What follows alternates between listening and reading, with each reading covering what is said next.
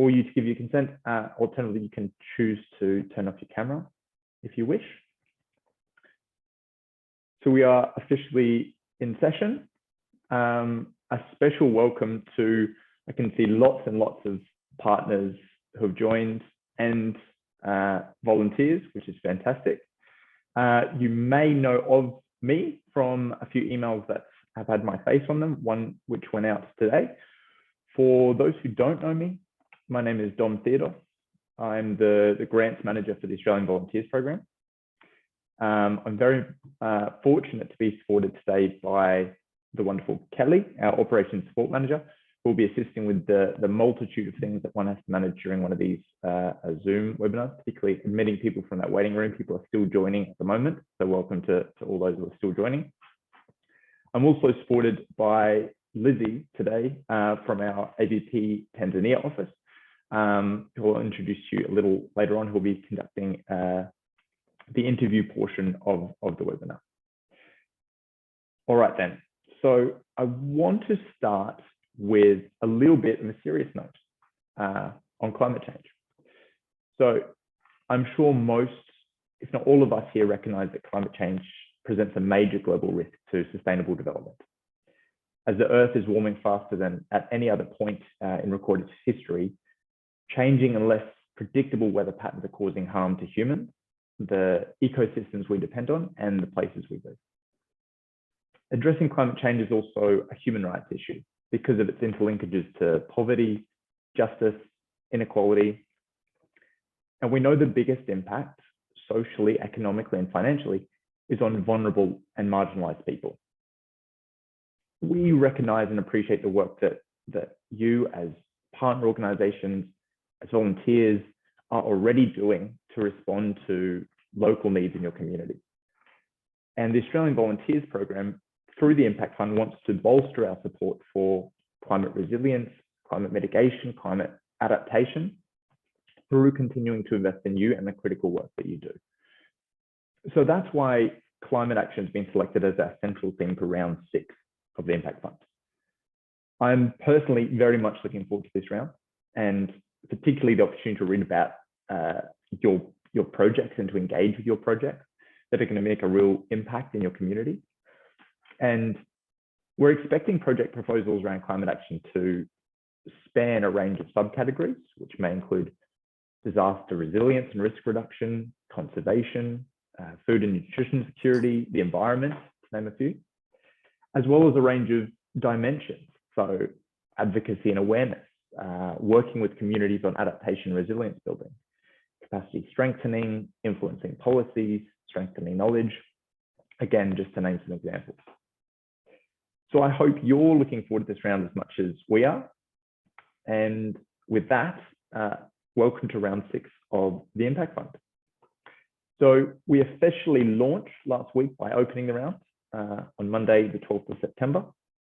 It will be open until Friday, the 4th of November, which means currently open. So technically, yes, you could go ahead today. If you wish, you can hang up this webinar right now and you can go and create an idea and write your submission, and you could submit today if you like. But if you stay, I'm hoping there will be some valuable information for you in this session. And even if you take just a bite-sized piece of information away that is helpful to you and helps write a better application, then I'll be happy. So let me tell you about today's session. The session, as you know, is called Tips for Writing Great Grant Applications for round 6. And there are 2 parts to the session. The first half, I'll take you through a presentation on grant writing. And I'll cover how to respond to the key segments of the application, including what criteria are used to assess applications, as well as some tips for completing your application. And you'll have a chance at the end of that segment to ask questions.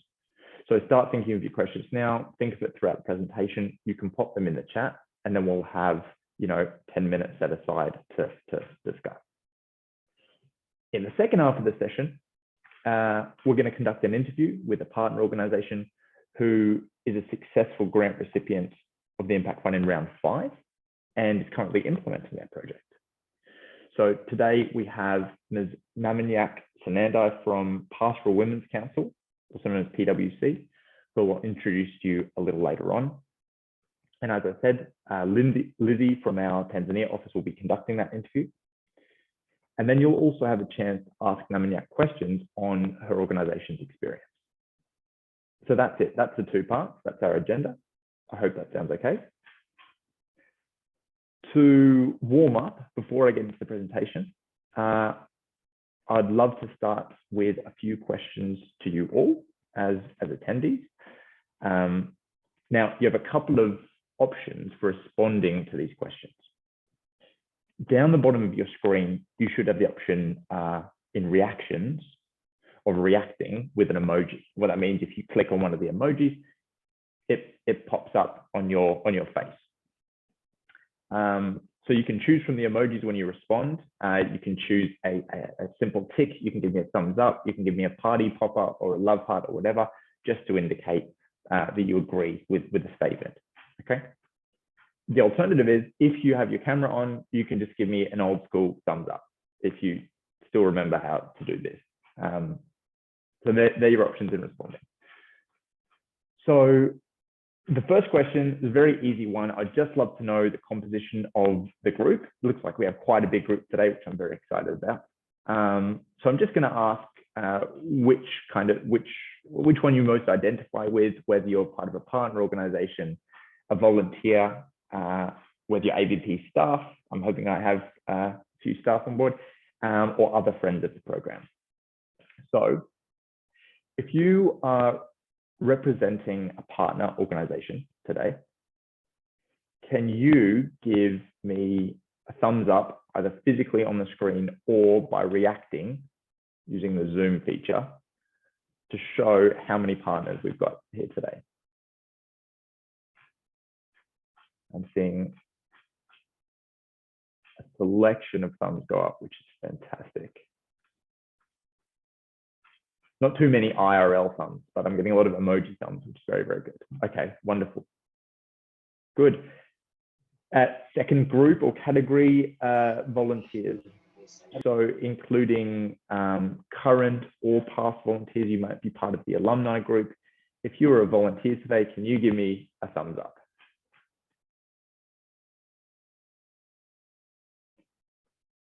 Awesome. Great. I'm just clicking through the windows and seeing selection and some physical thumbs up. Wonderful. Hello to volunteers. Great. AVP staff, everybody's part of the program. Thumbs up. Wonderful.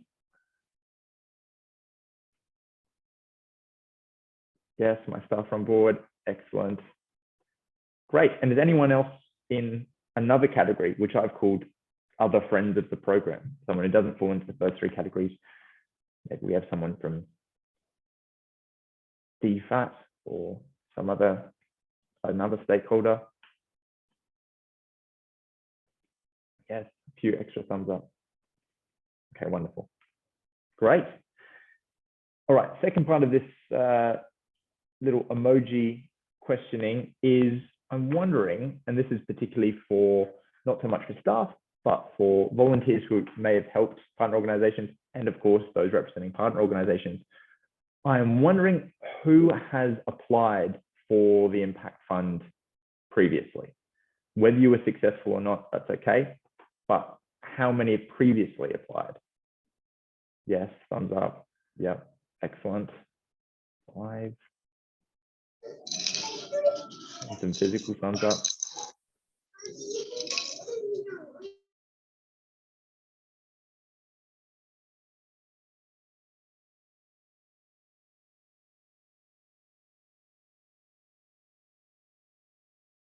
And how many partners or volunteers do we have today that have never applied for the Impact Fund before, and they're thinking that round 6 might be the first time that you apply for the fund?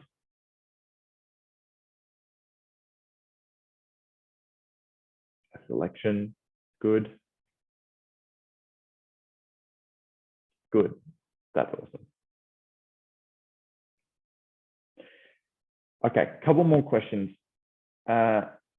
If you are thinking of applying in round 6, which we hope you do, can you give me a thumbs up or some sort of reaction to indicate that you already have a project idea in mind? There's something on the back burner and it's already there, and you're just joining the session to learn some tips for grant writing. Okay, cool. Lots. Good, good, good, good, good. Awesome.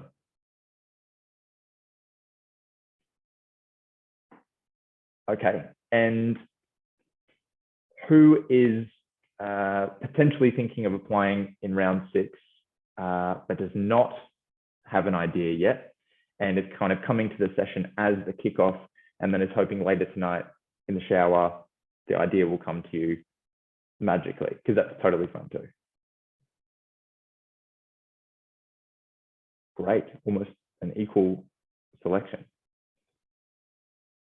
Good. Okay, last question before we get started. Which of you today came with a question in mind or something that you wanted clarified as part of the session, and is hoping it's going to be answered throughout the session?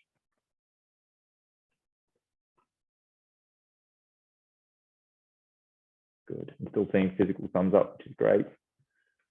Awesome. Well, please keep in mind your questions. I hope some of them do get answered through just the presentation and potentially the interview too.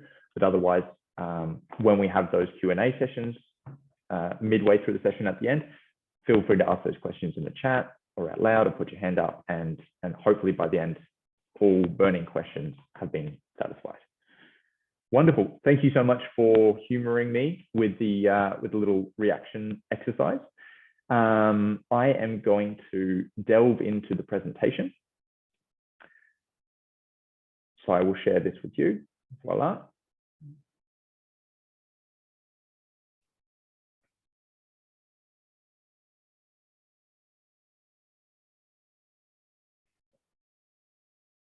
Okay. So, of course, a number of you indicated that this may be your first time applying for the fund, and others have said, of course, they've applied before and they're very familiar. So just to make sure we're all generally on the same page, I want to give you a very brief overview, high-level overview of the Impact Fund. So the Impact Fund is, of course, part of the Australian Volunteers Program. It's funded by the Australian government through DFAT. The purpose of the fund is to support partner organisations to deliver their projects and activities, assisting their local communities. We've already had 5 rounds of the Impact Fund since 2019. So this will be round 6, of course. And we've covered a number of different themes. Those themes being COVID-19 response, volunteer assignment support, climate action, organisational strengthening, and this GEDSI category, which, for those of you who don't know, is gender equality, disability, and social inclusion. And today, as I said, as part of the introduction in round 6, we're circling back to climate action as a central focus for this next round. So that's what we'll be focusing on in round 6. And over those 5 rounds, we have funded almost 300 projects to more than 200 partner organisations in all of the countries that we work in. So that is the Impact Fund. Now I just want to contextualize where this session sits in the scope of a grant application. So there are a couple of key elements, at least as we see it. That is, you need an idea, of course, and that's something we discussed at the beginning. Lots of you still have lots of you already have an idea, and some of you are still thinking that idea, which is great. There's the whole consultation piece, and that consultation is not just within your organization or within to a grant writer, to a volunteer that's helping you out, but also within your network with the target community who's going to be affected by the project. So that consultation piece is important too.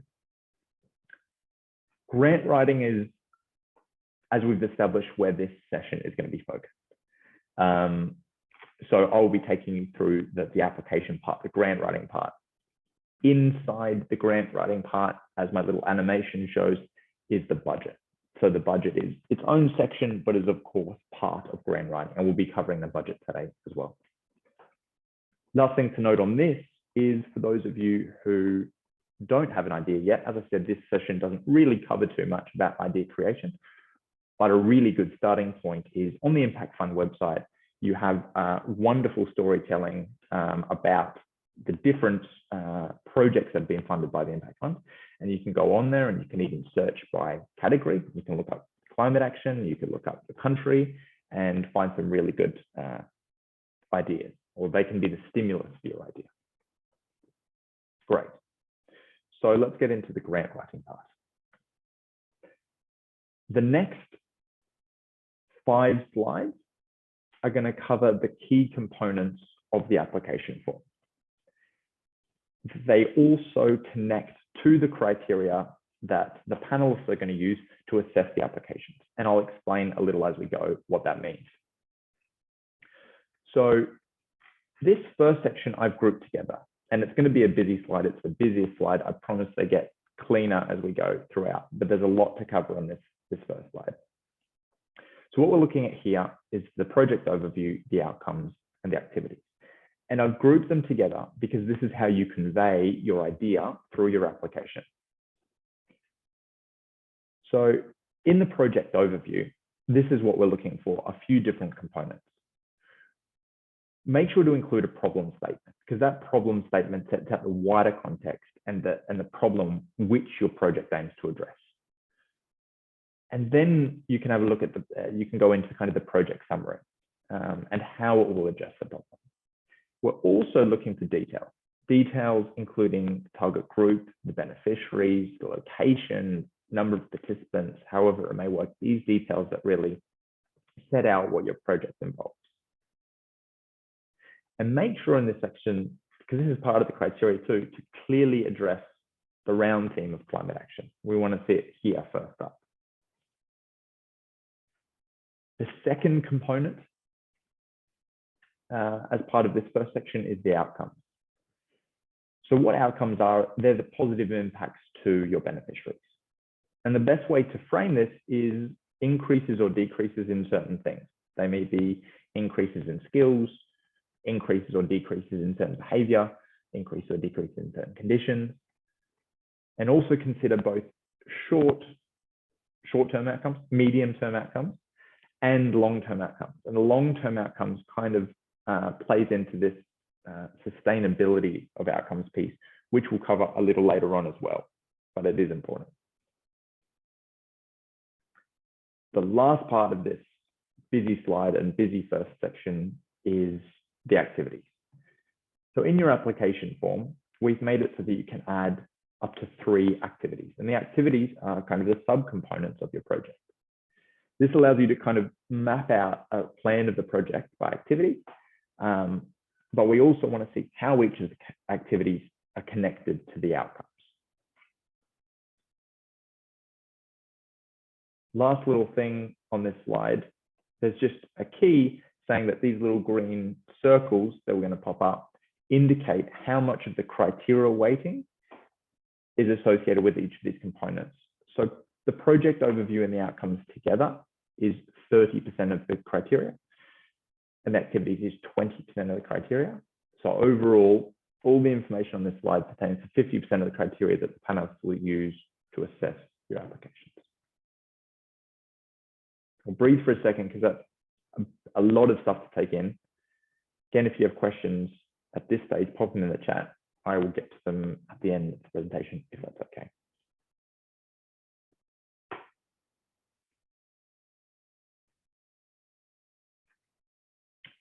These are the next few components of the criteria. So this one is, as you can see, engagement and inclusion, and it's worth 20% of the criteria. And there's 2 parts to this. The engagement component is looking at how is your target community being engaged and factored into the design before the project, in shaping it, the delivery in implementing the project, and the feedback loop, kind of the evaluation of the assessment project, part of the project. The second component is inclusion. So gender equality, diversity, and inclusion. This is a program value and priority of the Australian Volunteers Program. So we want to make sure that your project promotes gender equality, women's rights, diversity, inclusion, all these important components. So we also need you to speak to how your project promotes these elements.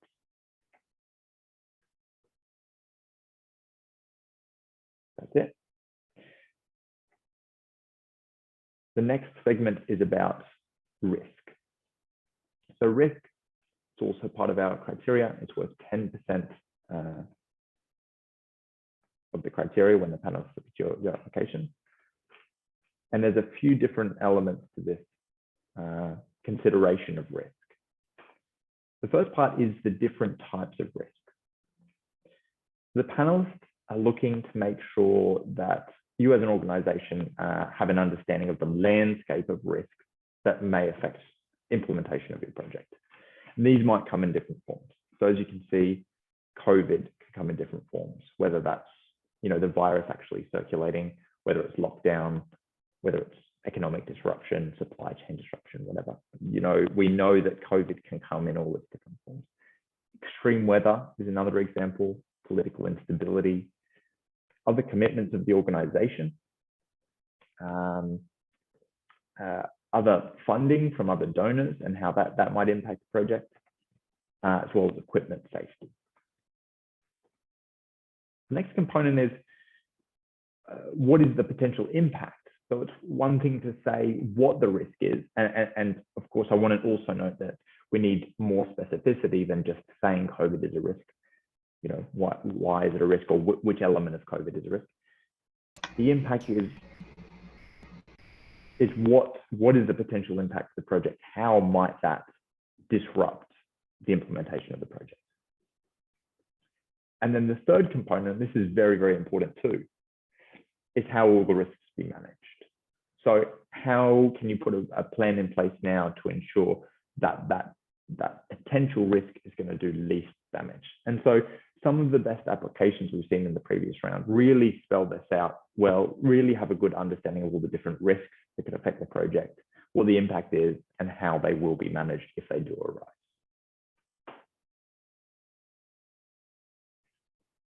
Two more sections to this criteria. Second last section is on sustainability. Sustainability also worth 10% of the criteria. And this is looking at sustainability in this light, because sustainability, the word I know is broad and can be interpreted in different ways. But this is looking at how will your outcomes continue to positively impact the community beyond the life of the project. This is a priority of the program to make sure that we're investing in projects that have ongoing benefits to beneficiaries. And this can manifest in different ways.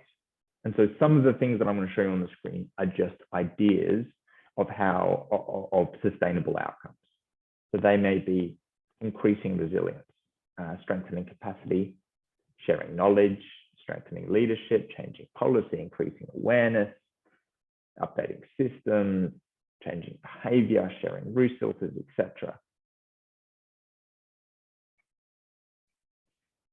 The last thing to note here is if your proposal, if your application includes purchase of equipment for one reason or another as part of your project, we also want to make sure that you include a plan for the storage and maintenance of that equipment.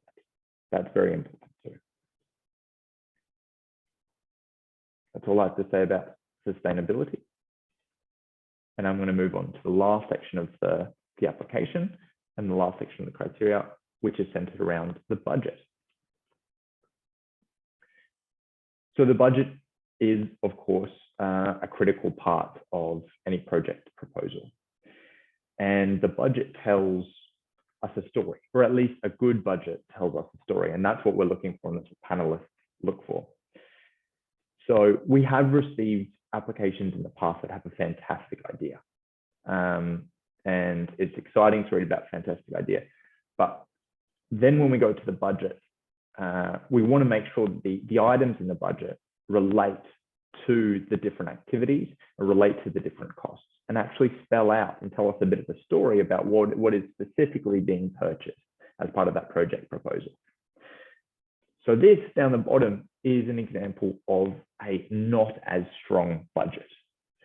That's why we have the orange cross. So this just has one line, and we have received budget like this. It's just a project, and they say the whole $10,000. And it makes it very difficult for assessors to know what is being purchased and to know, how the project is going to move forward. What we are looking for is a little bit more detail. Now, this is not all the detail. This is just an example, as I put etc. I can only fit so much on the screen. But this is an example of how the different activities can be broken down into subsections to give us a real idea of what is being purchased with the funds. I've also included, as an example, a reference to those activities.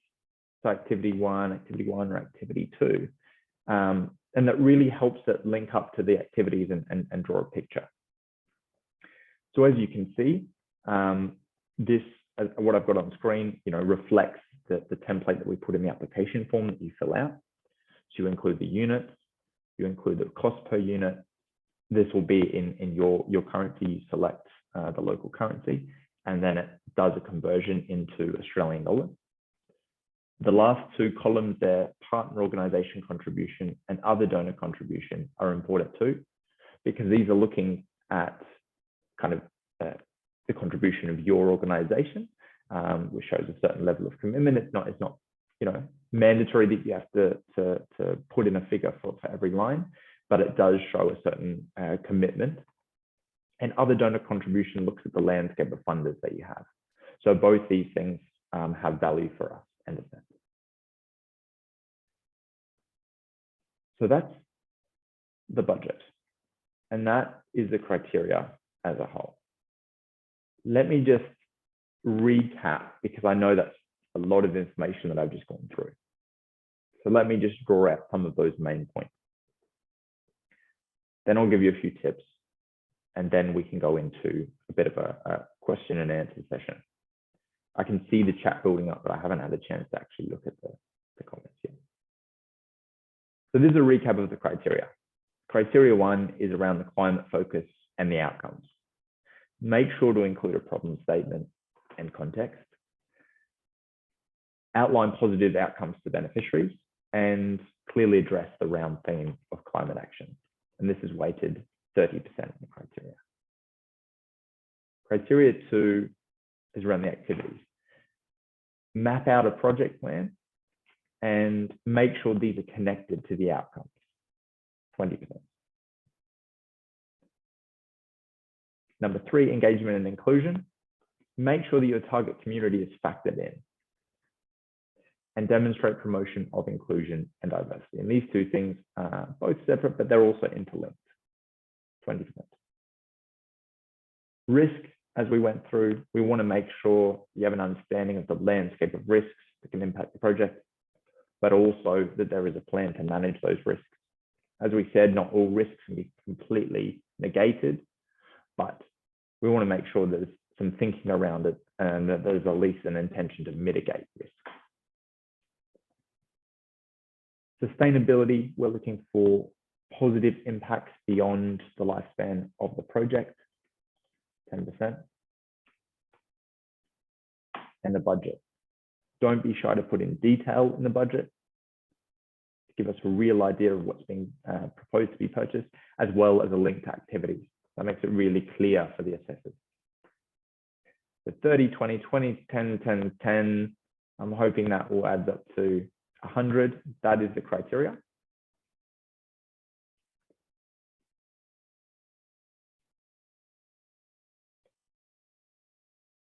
Now just a few takeaway tips, and these are fairly straightforward.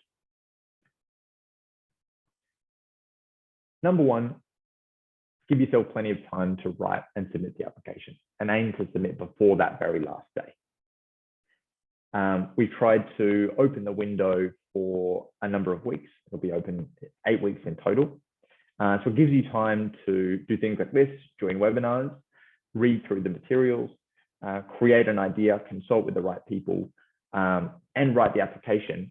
But please don't leave it to right at the last minute to write and submit that application. Number two is read the questions in the application form carefully. The application form itself is online. you access it through Smarty Grants. Hopefully you guys already have the links to do that. The application form, the details on the questions, and there's also kind of tips within each question in the application form, which guide you as you go. So just read the information that's there, and in light of this webinar too, hopefully have a full swath of information to support you. Be specific in your application and provide detail. We want to read about the detail of your proposal, and it really helps, draw a convincing picture of what you have planned. Number 4, we have tried to, have plenty of resources available, and I'll take you through them on my next slide, which is also my last slide, thank goodness. So I can stop talking for a bit and allow you guys to ask some questions. But please use those resources. They're a really good starting point. And no doubt there's going to be things that the resources don't cover, so feel free to, well, this is number 5 anyway, ask questions. So contact us, the Impact Fund team. I'm always happy to receive emails in our Impact Fund inbox and respond and be as helpful as possible. We also have fantastic staff in country that can help you with your queries, your issues, bounce ideas off, all that sort of thing. Last slide, I promise. These are just some of the resources to give you guys ideas of where to start or where to go next, however you want to put it. So on one side of the screen, we have the things that you can watch. We have a fantastic new grant writing video animation series, which is particularly for those who haven't applied for the fund before. This is a really good starting point. There's a really good overview of the different elements to preparing and submitting an application. So there's 3 videos in that series. I do recommend those.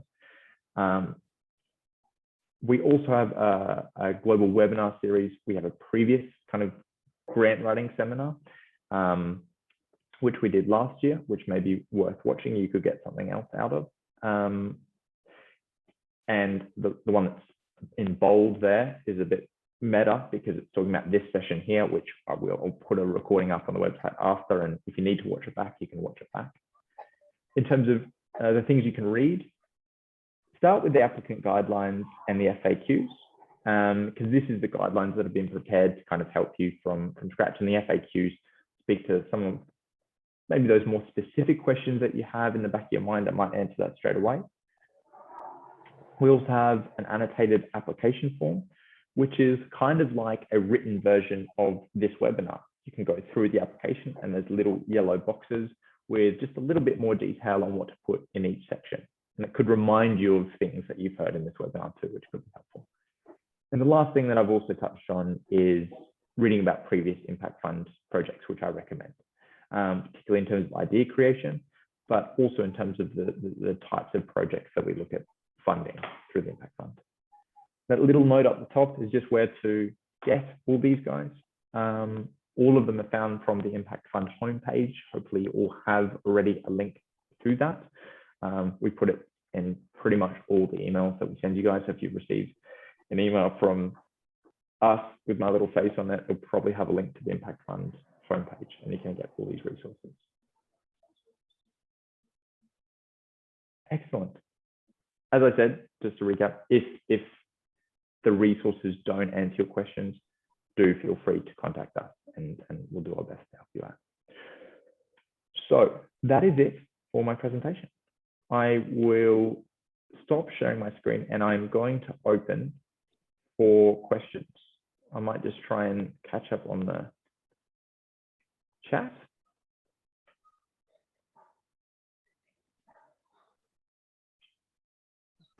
So Don, there's a couple of earlier questions, and then it's just the new ones. So first of all, are we going to put a copy of your slides up? Yes, I'll make a copy of the slides available. And then that resources slide, which is the last slide, will have links on it. So you can have all the links, all the materials will be accessible from the last slide. But yes, you can have a copy of this And as I said, also the recording will be available, which has the slides as I presented them. If you want to watch it again as a video, they'll be there too. Susan says, is the math correct for venue hire? Now I'm doubting it. I mean, I thought it would have been, but no, there's a 0 missing. Okay, thanks, Susan. That was deliberate, and Susan gets points for pointing that out. That's excellent. Thank you.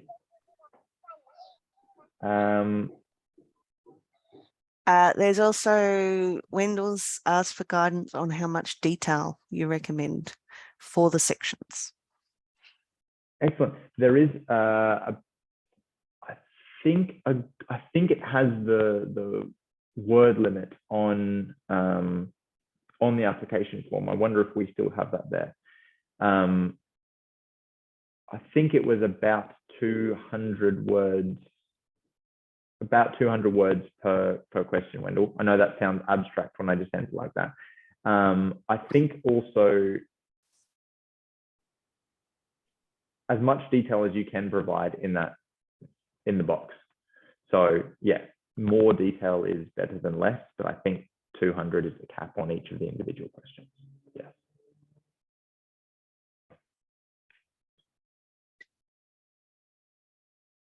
And then Pet has asked, can an Australian organisation apply for the Impact Fund directly, or does it have to go through an in-country partner organisation?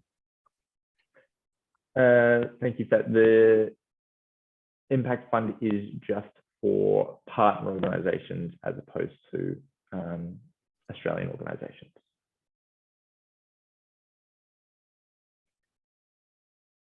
That's all the questions in the chat at this point. If anyone wants to wave their hand around, feel free.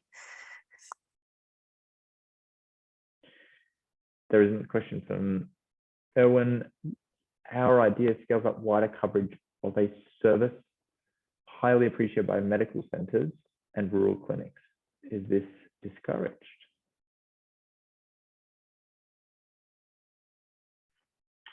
There's a bunch of questions. Let me just get this question back. How do you scale up wider coverage of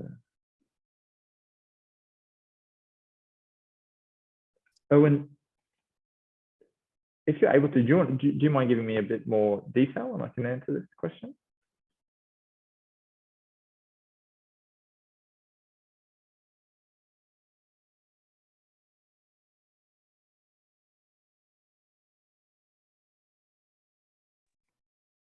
Thank you very much to give this opportunity. Are you hearing me?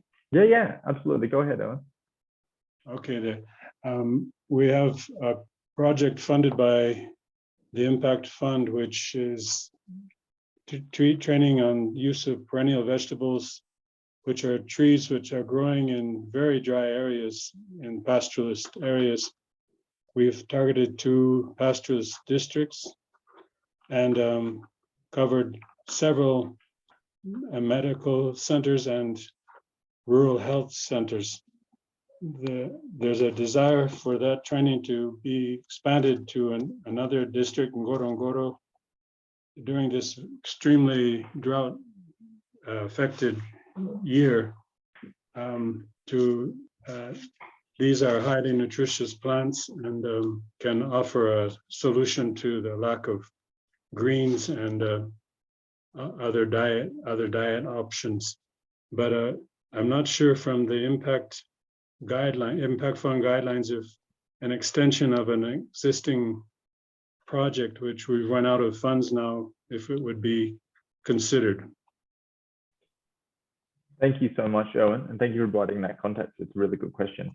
And you're right too, because there is, I guess, a line drawn between, in the applicant guidelines, it says that, projects already underway and already being funded and that already commenced are not eligible for the Impact Fund.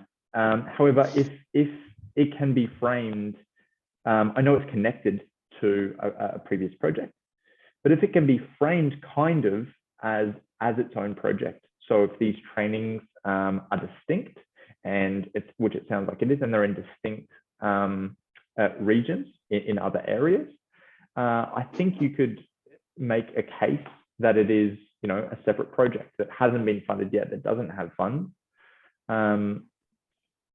So yeah, if you can frame it that way, rather than, you know, it is just part of another project that is already started and already being funded. We have had cases before that had, you know, really effective training workshops carried out in, let's say, 3 provinces, and the application was about doing the same training in another 2 provinces. So it was done, you know, as a fresh project, and that was eligible for the impact fund. So if it can be framed in that way, and if that does speak to the true nature of it, I think that could work. Owen, I hope that helps. Very helpful. Thank you. You're welcome.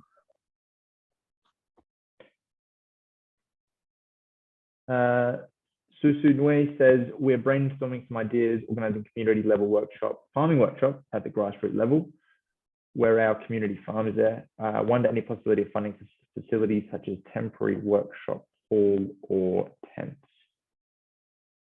Thank you for that question. It's a good question. It's a good question. I think the answer is maybe. Again, if you look in our, and the reason it's a really good question is because there's a line drawn in our applicant guidelines. It speaks to the fact that we aren't necessarily investing in construction or infrastructure or kind of capital assets. It's not the idea of the impact fund, to buy things straight out. However, something which is a temporary, temporary hall or tent, if it is connected to a larger idea, which is about running those workshops, and if it's for other costs that are involved in those workshops. So if you paint a picture of this project and involves the facilitation of the workshops, it might involve, let's say, catering, it might involve X, Y, and Z, these different cost brochures, whatever. And one of those is the tents or the temporary workshop hall that kind of supports this project, then that sounds fantastic. If it is purely and wholly the purchase of, infrastructure or setup of infrastructure, that wouldn't, I don't think that would classify as well. I hope that. Thank you, John. It's very helpful. Thank you very much. Susan asks, does it have to be a current organization? Can it be the past partners? Great question, Susan. There are 2 categories. One is an active partner. An active partner of the fund means that they've hosted a volunteer since the new iteration of the programs, which is January 18. But we also have opened this round to previous partners that are working with return volunteers. So if you're part of the alumni cohort and you get in contact with the organization which you are working with, that's part of our offering to that alumni group. They can work with that previous partner and submit an application. So it's either got to be through the alumni group or an active partner, but therefore it does include past partners.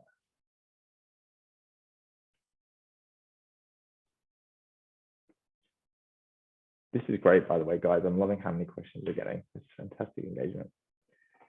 Thuso Center has asked, if during the application there were no other donors who committed support to the project, but in the middle of the process, one donor comes in, should I keep in touch with the grant office, or will I show that during reporting? Great question. I think this speaks to how significant the contribution might be. So if it's going to significantly change the budget, if potentially thousands of dollars are now funded by another funder, and therefore the grant funds are going to be shifted to completely new budget line, that is something you should get in contact with, your local AVP office or the impact fund team. And we can advise you what to do in terms of, getting the right approvals for that budget adjustment. However, if we're talking very, minor amounts and it doesn't change the overall structure of the budget and it's just a minor thing, that's great just to include in the reporting. I'd say if in doubt, start by contacting your local office, your ABP office, and they should be able to help you. If they don't know, they can write into the impact fund and we can clarify. That's a really good question.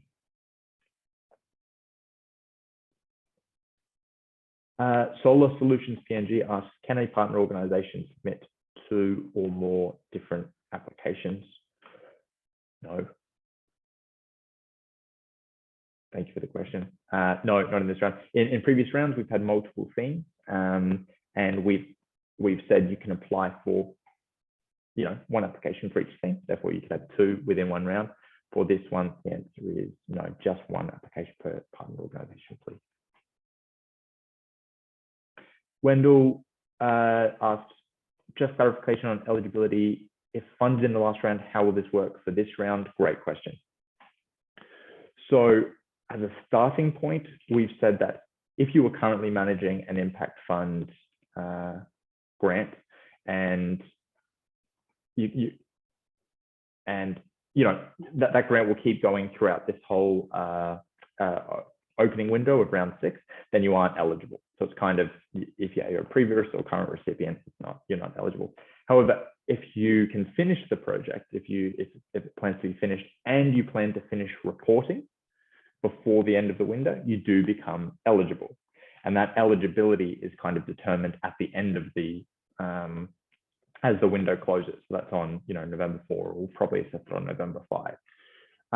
So it doesn't mean that you have to, this might be complicated to explain, it doesn't mean that you have to wait until your reporting is all approved and finished, and then you can come up with your idea and then start the application. If you know that you're going to finish your project in October and you're going to do your reporting straight away and you're going to finish in October, then you can be submitting an application at the same time and you're going to be eligible by the time the window closes.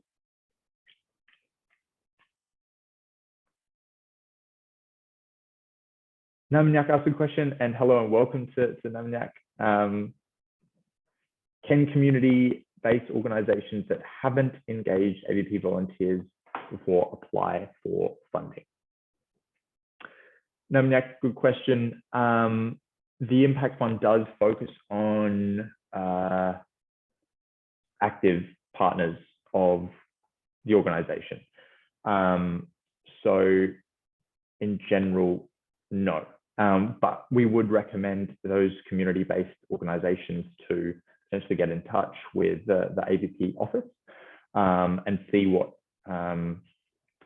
start discussions on potentially hosting volunteers as a starting point, and then be eligible for a future round. But yes, has to be kind of an active partner of the program to be eligible. Marguerite asks, how many grants are available? Marguerite, excellent question. This is going to depend on the applications that we get. It's going to depend on the quantity and the quality of applications. So we don't know yet how many grants are available. We would highly recommend that you apply.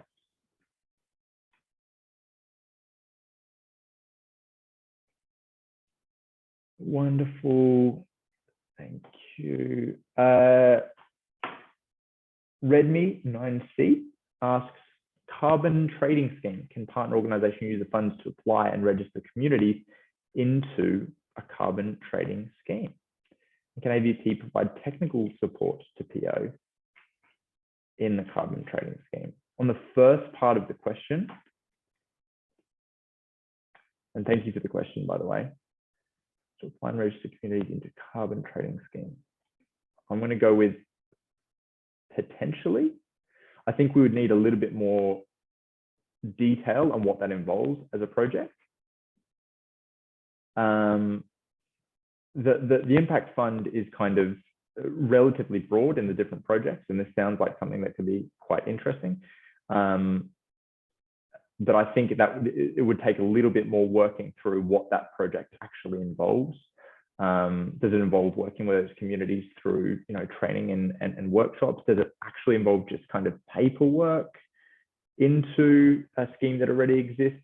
There's a few different things that we would have to flesh out on that one. So yeah, in the interest of time, I would recommend a couple of things. Just revisiting the applicant guidelines, and making your kind of own call on whether you think, knowing the detail of that, whether it fits into the guidelines, and also having a chat to your local ABP office, who can, again, or you can write in with a bit more detail of the impact fund, and we can give you a bit more of an idea on that one. Can AB provide technical support to the PO? The support that we generally provide is through our volunteers. So if there was a potential volunteer opportunity that fit within the scheme, we could discuss with the right people. We have a volunteer services team, and we have a local office to see if that was an appropriate post that we could create. Again, it would take potentially a bit more discussion, maybe a separate meeting to iron that out. In your application form, you can indicate, hey, this is a project where a volunteer would be suitable, and that can prompt it too. But yeah, you would need part 1 to say this is a appropriate project before you can select that box on part 2. Zach Con asks, if a PO is receiving funding from AVP that's not an impact grant fund, are we eligible for this round of impact grants? Yes, it's fantastic to have other donors contributing to your organization. We encourage it. It also speaks to the piece of sustainability that you have multiple funding sources. If a donor is funding a project that already exists, that project is probably not likely to be eligible for the impact fund. If you're an organization that just gets funds from other donors, and you have a separate project idea that is looking to be funded, then that's likely to be eligible.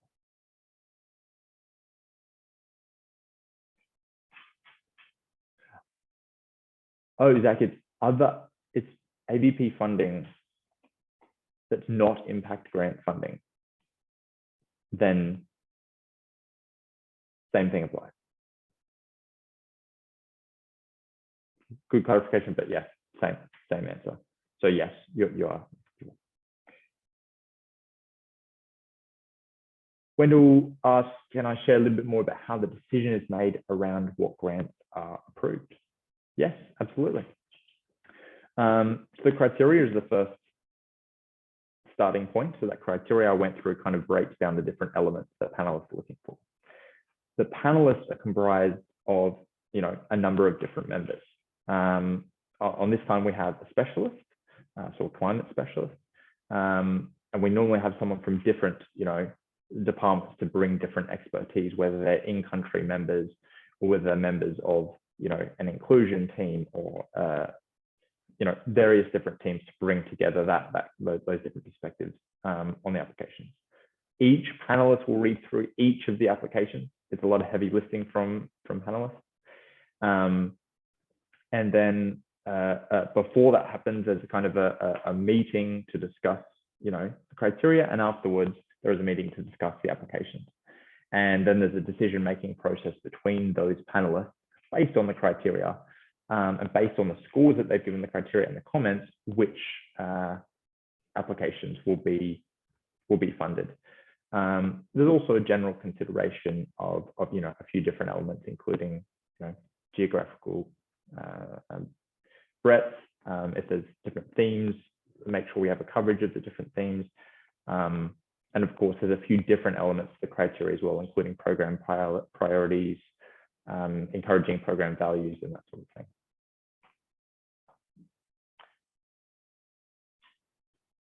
Rolf asks, and we may have to, there's only a couple more questions, and then we're going to move on to our interview. I didn't expect so many questions, but this is great. Rolf asks, can the volunteer for the Impact Fund work in country while the project is running? Yes. So Rolf, I just want to make sure I understand what the question is asking. Can the volunteer for the Impact Fund work in country while the project is running? Yes. So the Impact Fund being awarded to a partner organization doesn't disrupt a volunteer assignment. In some cases, the volunteer assignment is connected to the project which the Impact Fund is funding. So the volunteer actually might work on implementing the project. Sometimes sometimes they're separate. Sometimes the impact fund project doesn't impact the volunteer assignment, but they shouldn't affect one another. Have I misunderstood that question, or have I understood it? Asking because I'm currently a remote volunteer. So is it possible when the impact fund is running that I can be in country, because there's matters to do with the project that are difficult to deal with if you're remote? I understand. Thank you for clarifying, Rob. No, essentially, this is one of the things that the impact fund that's not kind of eligible, as an ineligible cost to the impact fund, which is paying kind of for volunteers to come in country. Those kind of volunteer consultancy fees and fees around volunteers is not part of what the impact fund is funding. Just to clarify what I was saying before, is if there was already an in-country volunteer assignment, it would be okay if that volunteer worked on, but that's right. Also, changes to a volunteer assignment, say between remote and in-country, is kind of a separate process that goes through the volunteer support services team. I hope that clarifies. Excellent. There's just a clarifying comment in there from Redme. Thank you for that. Wendell, I saw you put your hand up earlier. Did you have another question? No, it's already sorted. Excellent. Kelly, did I miss any other hands going up and down? No. Wonderful. Excellent. Thank you so much for your questions, guys. That was fantastic to get so many questions going. We are going to move on to the second part of the session.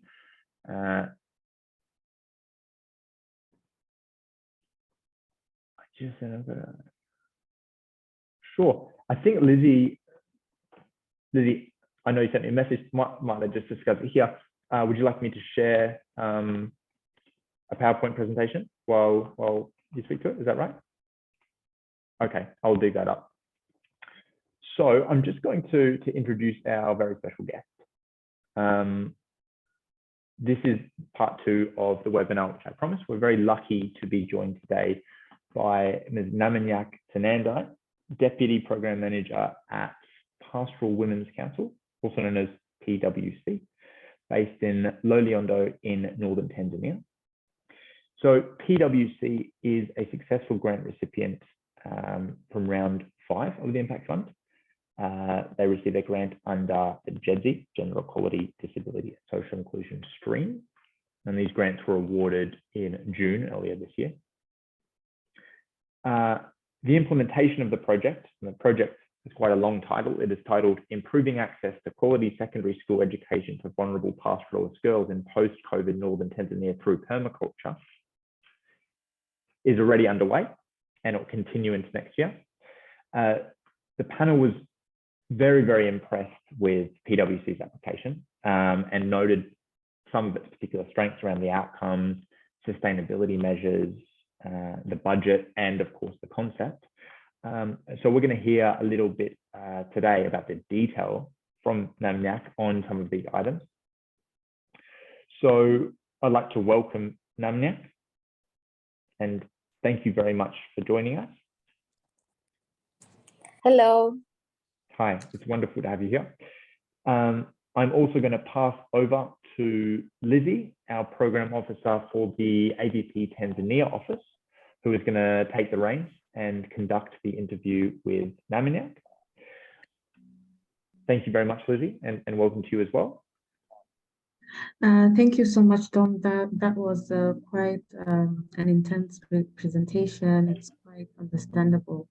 So going straight to the point, welcome, Namanyak. I'm not sure if your team has joined as well.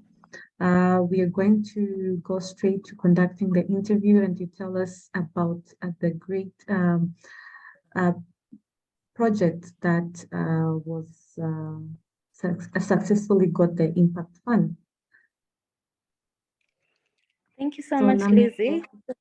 I'll Thank let you you. introduce you online quickly. Okay. So I'm Namia Kmako, and I work for the Pastoral Women Council, which is based in Arusha, Tanzania, and we work in 3 pastoralist districts in northern Tanzania. So for the sake of my internet, I'm just going to switch off my video after this introduction. Yeah, and unfortunately, I wasn't joined by my team members. They're in Loliondo, and it's a bit rainy right now, with even poor internet connection. Thank you. Okay, thank you so much, Namia. So going straight to the interview. So tell us about what really PWC is all about. What does the organization do? So the Pastoral Women Council is a non-governmental organization that is women-led and women-focused, and it was founded by 10 Indigenous women from the pastoralist Maasai community in northern Tanzania, including our current executive director 25 years ago. So what Pastoral Women Council basically does is it finds ways to support and mobilize pastoralist women from the most remote areas in northern Tanzania, helping them to achieve better lives and for themselves, their households, and of course the community. And over the 25 years, PWC has worked with mainly Indigenous women of the Maasai community and some other minorities, including the Sonjo, who are also agro-pastoralists. And so far we've accumulated the membership. We're also a membership-based organization with a current membership of almost 7,000 now. These Indigenous women are very connected to implementation, designing of the projects, and they are our main ears and eyes at the ground. And through this extensive network of women, we make sure that our women and girls, actually, our programs remain focused to their needs and to remain focused and respond to their needs. So Pastoral Women Council has been able to achieve a number of impacts through its programs, that 6 main thematic programs, namely economic empowerment, women's economic empowerment, through which we've been able to reach almost 17,000 women, enabling them to acquire and manage important productive resources like money, livestock, and land, which are usually in the pastoralist communities is usually a role of the men mainly. And then through education, the education thematic area, we strive to achieve inclusive and quality education. And we mainly support vulnerable girls from the pastoralist and agro-pastoralist community, who usually at a very young age are subjected to gender-based violence in the form of FGM, early and forced marriage. And we have been able, for the 25 years, PWC has supported over 1,700 vulnerable girls to secondary and tertiary schools. But we also work with public schools to improve the quality of education through teachers' capacity building, as well as clubs for the girls, to ensure that we try to improve the rates of retention and enrollment of girls in school, both in secondary and primary school. And then we also have another thematic area of women rights and leadership, where we work with women to ensure that they're involved in decision-making and policy-making bodies through what we call the Women Rights and Leadership Forums. So what you see in the picture is actually one of our women economic empowerment initiative, which we call the VICOBA. It's a microcredit scheme. Yeah, so maybe let's move to the next slide. And yeah, this is still part of our economic empowerment group. We also give practical skills like tailoring to young women. And also in the next slide, you'll see that there are a number of women holding solar torches. We also give training to life skill training and training in practical skills such as the supply of sustainable energy sources like solar, biogas, and yeah. So like I said, women rights and leadership forums, we have been able to work with over 3,000 women now to ensure that they're included in decision making from family level, community level, through various political positions. And now more than ever, we're seeing Maasai and Sanjo women taking up positions of political influence in their localities. Then our other area of work is reproductive health. We work with pastoralists and agro-pastoralist women and girls to ensure that they're well aware of sexual reproductive health issues, and they have the autonomy over their bodies, when to have kids, whether to have kids, and how many, and how soon to have them. And then we also have another thematic area of access to clean water. We've been able to reach over 10,000 pastoralist women through to improve their lives through access to water. And so far we've facilitated the drilling of over 7 deep water boreholes and enhancement of some rainwater harvesting dams. And actually we're currently in the plan of expanding the same project, but for the sake of time, I'll also talk about our final thematic area, which is climate change, resilience, and adaptation. What we mainly do is community sensitization, wide community sensitization. And of course, this goes hand in hand with the water access projects. So in summary, that's what PwC does. Thank you so much, Namnyak. It's quite interesting to learn that PwC has been operating for over 25 years and it's a women-led organization, having that it's operating in a community that women's voices are not that heard. So, and the impact is quite amazing, and we congratulate you for that. So moving on, tell us about your project and a bit of details about it so that others can get to know what actually project got the impact fund. Okay, thank you. So I'd like to give a bit of a background information. So as part of our inclusive and quality education program, we also work with a community school that's called the Manyata, located in Loliondo in Ngorongoro district. So the school was founded in 1992 by our first parliamentary representative. And in 2006, the community and the representative school management saw it better that PwC manages the school because of the impact we had already had in the area in the education program. So since then, we've been working with the school and it serves for us. The main purpose is to serve as a safe haven for vulnerable girls from across the 3 districts we work in, which is Ngorongoro, Monduli, and Longido districts.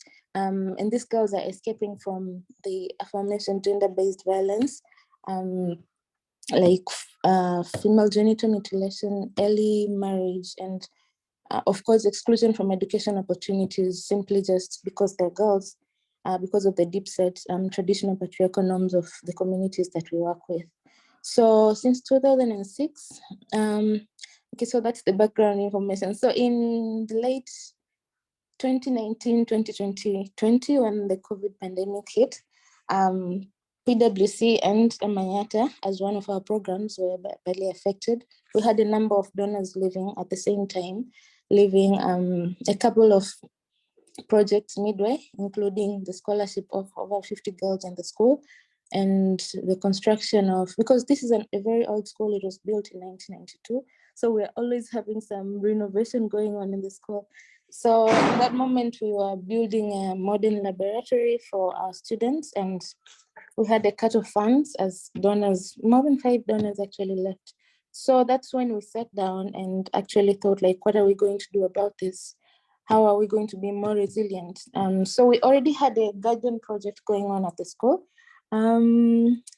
If you move the photos below, you'll see what I'm talking about. Just keep going. Still the Manyata Secondary School part. Yeah, keep going. Yes, next. So this is the school in 1992. It was built by community efforts and of course resources from a couple of international friends. And next slide. So this is roughly what it looks right now. It's not a very clear photo, but that's what Manyata looks at the moment. Next slide. Yeah, so next. So that's the lab that I was talking about. We were able to raise funds through a local community fundraising to complete the lab. And right now we're working on equipping it so that it can be used for examinations in November. But going to the permaculture project, we had a garden project already in the school. And we thought of expanding this and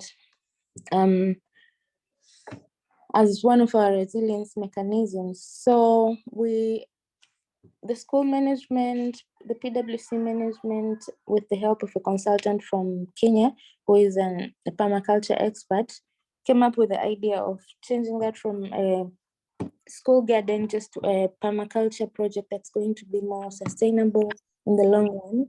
And the main aim was to ensure that at least we have food security in the school, so that even when the parents are unable to pay for school fees because of the crisis, which caused a lot of economic downtown across the globe, and among the pastoralist communities we work with food security, we were able to ensure that these kids do not drop out of school, or we can keep enrolling vulnerable girls and pastoralist children. So if we go to the next slide, so that's how we came up with the idea of the permaculture project. So it's a project that we already had, but we built on it after the challenges that we faced, that most parents were now in a position where they had to prioritize providing food for their families or paying school fees for their kids. And so with girls already at a disadvantage, it made them even more vulnerable, because now girls' education was now even less of a priority. And for us, it was a priority to keep them in school, whether they paid the fees or not. So that's how we came up with the idea of the project. And we're lucky that we've been able to secure the support of the Australian Volunteers Program, both in the first phase of the project and now going to the second phase of the project. And what you see there was the first phase of the project, students taking part in the project in the garden, in the permaculture project. Yeah, so roughly that's the project that we're working on now with the Australia's Volunteers Program. Thank you so much, Namnyak. It's well kept.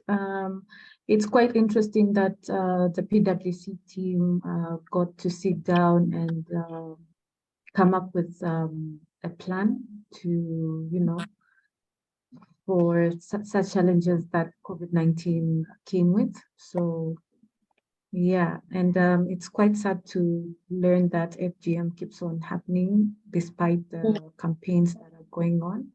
So yeah, moving on to the next question. You had already touched based on this question already, but please let us know if at all PwC team had already thought about this project beforehand when the Impact Fund was advertised, or did you come up with this particular project when the Impact Fund information was shared with you? Thank you, Lizzie. So the permaculture project, as I said before, is like an enhancement of an already existing garden project. And it is something that we actually came up with before even we saw this call for proposal. But the moment we saw it, we thought it would be a perfect fit. And we were at a time where we were really working on our fundraising, expanding our fundraising team, expanding our fundraising efforts. So when we saw this opportunity, we felt like it would be a perfect fit for the Imanyaka permaculture project and the impact we are hoping to achieve. Okay, that's well said.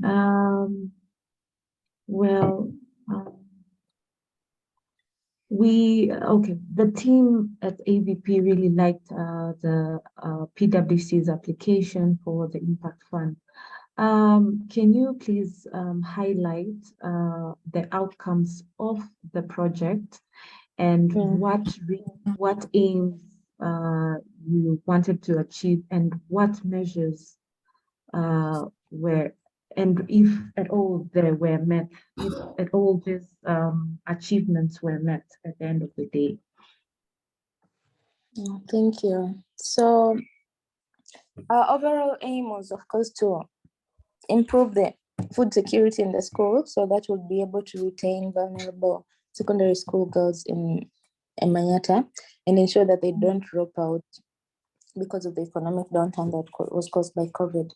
So, but specifically, we also wanted to equip pastoralist children with lifelong skills, knowledge, and inspiration to take on careers in this sustainable organic food industry later in their lives. And at Manyata, agriculture is actually a compulsory subject for all of us, for all of our students, because we believe, other than just the mainstream education curriculum, the students need practical skills, and they need to learn this at this young age.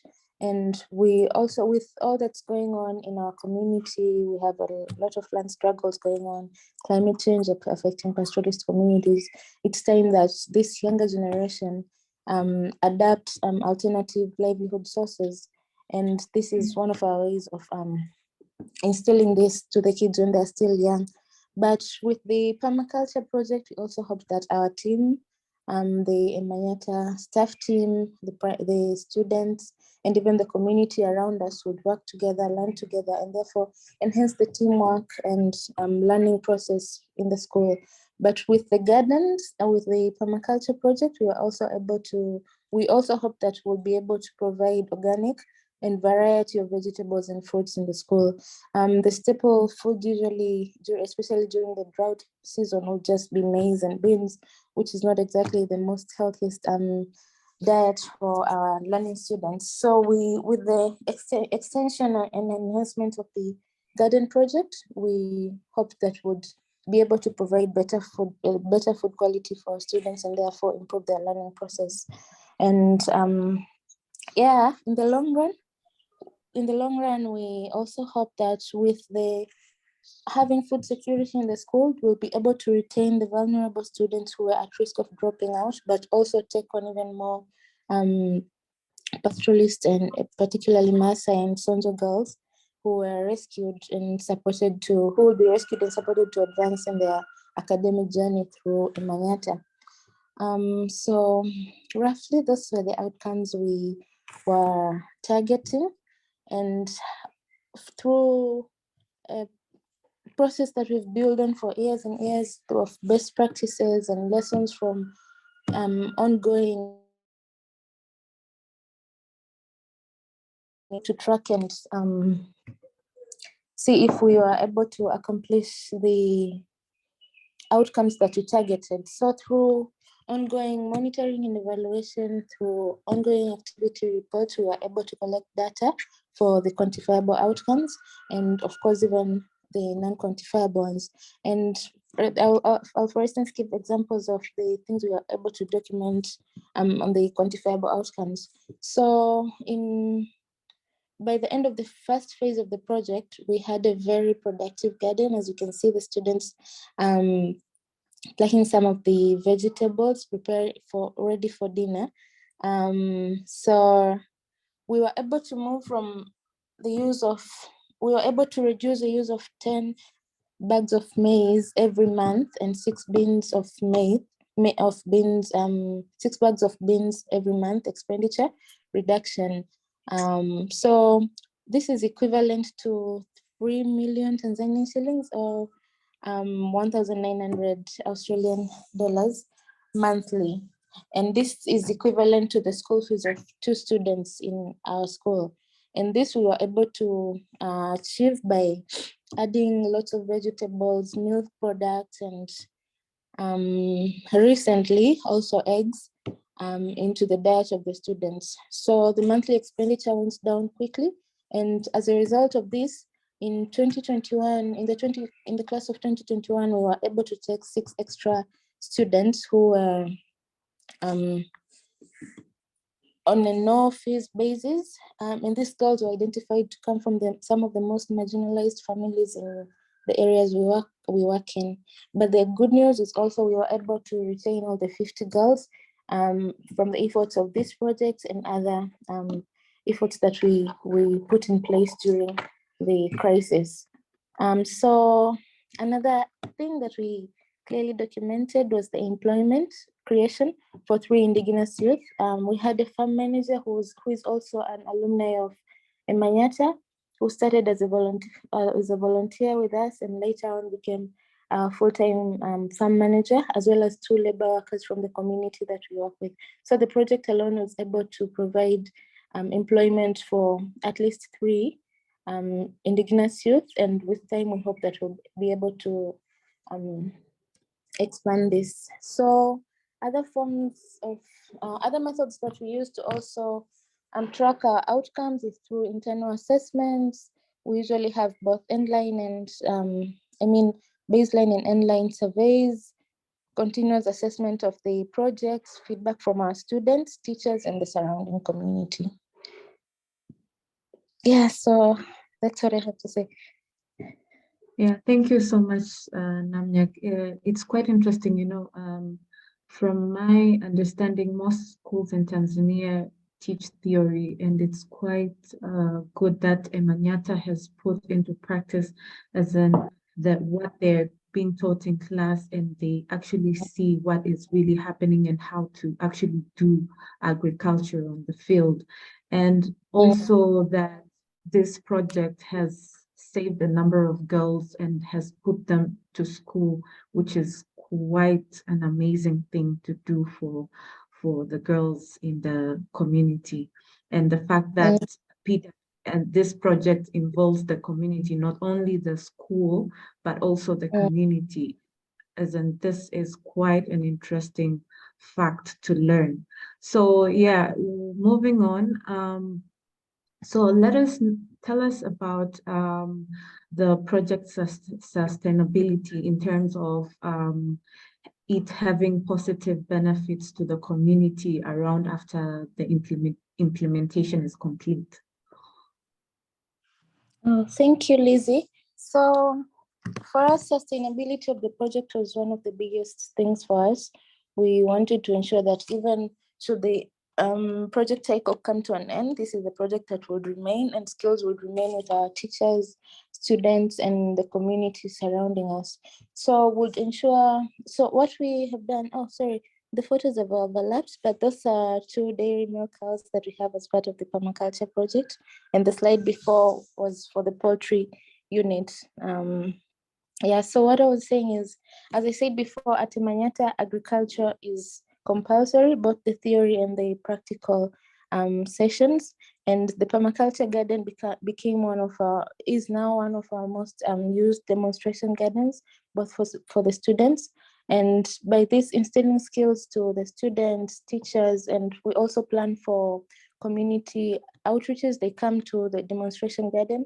We also plan visits for students from nearby public schools. And this ensures that this knowledge is transferred, this knowledge and skills are transferred to our students, our teachers, the community around us, including students from public schools nearby Emanyata. And they were included, and the students, for instance, were included since the beginning of the implementation of the project. And this is skills that we know that they can even implement, not just skills that will remain with us even after the project ends, but skills that can be implemented in their homes, in their communities. And at Emanyata, we've actually, because of this principle, we've actually seen a lot of students going to pursue the agricultural careers in the agriculture sector, both as employed people, also through self-employment. And this is something that we love to see in the pastoralist communities, because we are being forced to adapt other livelihood sources to sustain our livelihoods because of the changes that are going on. So we also have been engaging a permaculture expert who is founder of a permaculture institute in Kenya, which is very close to the school, by the way. So he has been involved from the beginning of the project. He has been consulting with us through monitoring visits, and every now and then we schedule monitoring visits, but we also schedule visits for him to come and teach, but also for our staff to go to his institute and learn more on permaculture. Next month, for instance, we plan on taking 2 of our staff members, our farm manager and a lady who is volunteering with us as the assistant farm manager, to the institute for further learning. And so they come back with the knowledge and impart the knowledge on students, fellow teachers, and the community around us. And this ensures that the skills remain even beyond the project cycle.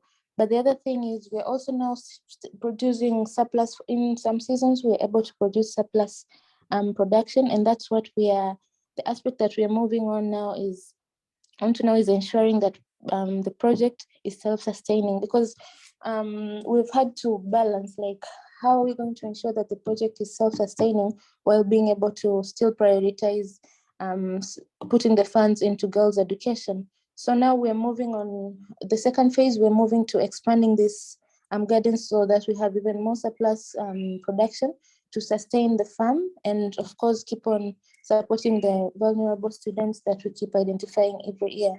So yeah, basically this is how we ensure that our project is sustainable beyond the project cycle. Yeah.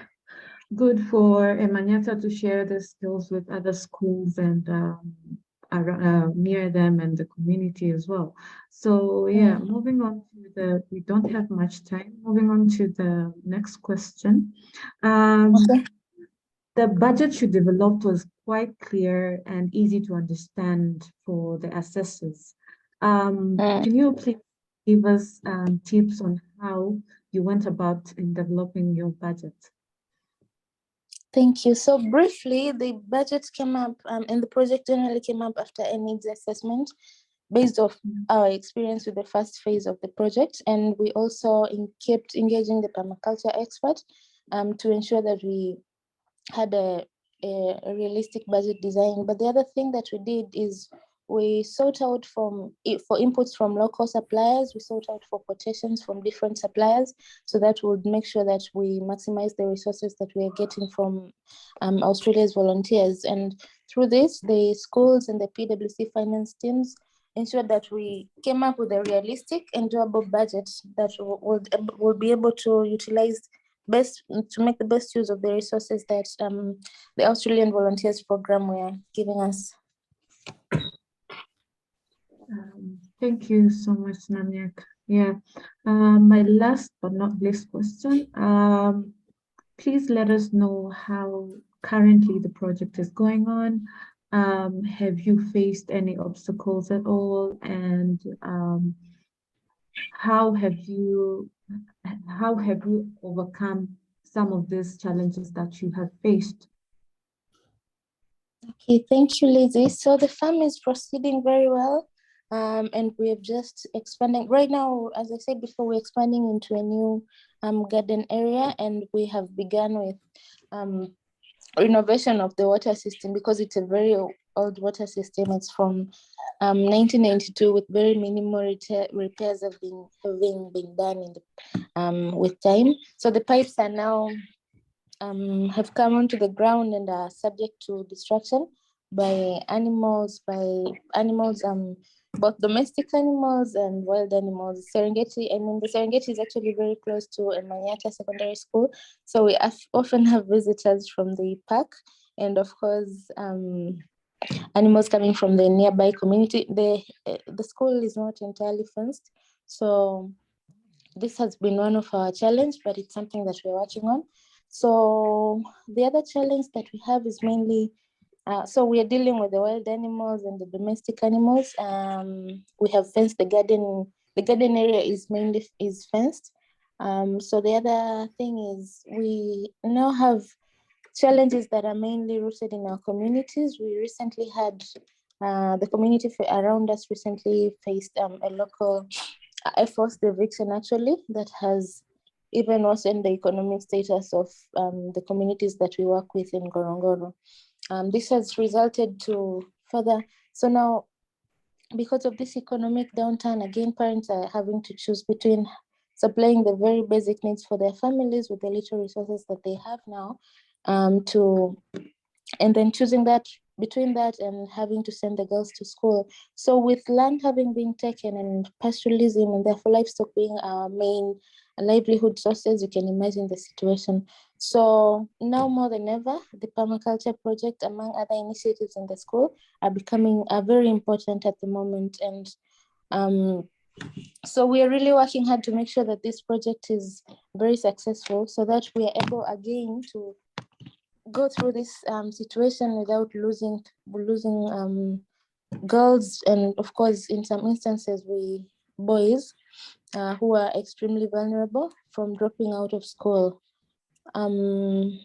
So roughly, yes, that's the challenge we're facing at the moment, but it's something that we are working on, and we have developed other initiatives at the school. PwC is even now, of course, we often get PwC drives in rescue funds, but we are planning on hiring an overall school manager who will make sure that, because we have the permaculture project, we have a honey project, we have a livestock project, the project manager will help with the business side to make sure that we are making enough money to keep these kids to school while we continue fundraising from partners like the Australian Volunteers Program.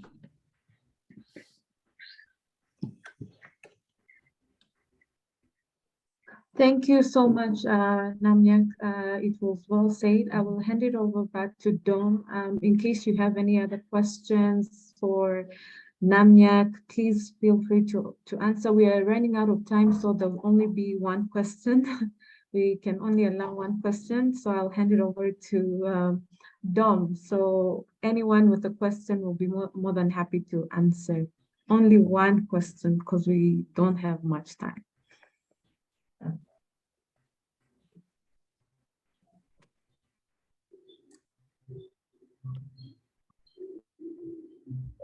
You can please unmute yourself and ask the question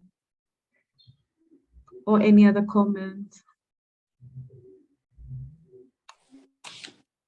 Lizzie, I just wanted to say how inspiring that presentation was, and thank you to Namnyak for sharing that. It's just amazing to see the wonderful work they're doing, and I've enjoyed learning a little bit more about a part of Tanzania that I didn't know about, so thank you. Thank you, Wendell. Thank you. Back to Thank you, you so Dom. much. Thank you, everyone. Thank you so much.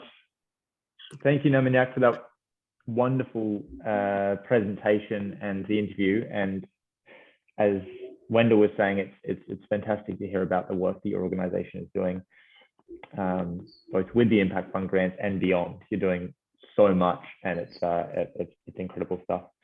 Can I ask that everybody just take a moment to go back to our reactions, just to celebrate Namnyak for that wonderful sharing. You can use whatever reaction you like to share. I'm definitely going to give it a love heart. That was wonderful.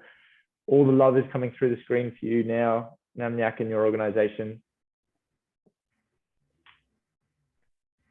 Wonderful. Thank you very much, guys. So that is it. That wraps it up. Thank you again to Namnyak for sharing. Also, thank you to Lizzie for being a super interviewer. That was wonderful. Thank you, Lizzie. To the partners and volunteers that joined us, thank you so much for your engagement, for all your questions, for your emojis, your physical thumbs up, your participation. And I hope that it's been a bit beneficial to you. I hope you'll submit an application in round 6. I'm hoping it will be a good application. I can feel it will. And hopefully you'll submit before the last day of the application period. Thank you so much for the support of the AVP staff and the other friends of the program, as always. Thank you very much to Kelly for your emotional and technical support. As I said, all the resources will be available on the Impact Fund website. I'll make available a recording of this session and the slides up there for you. We'll have everything up there to jump on, and you can get everything. And that is it. We'll leave it there.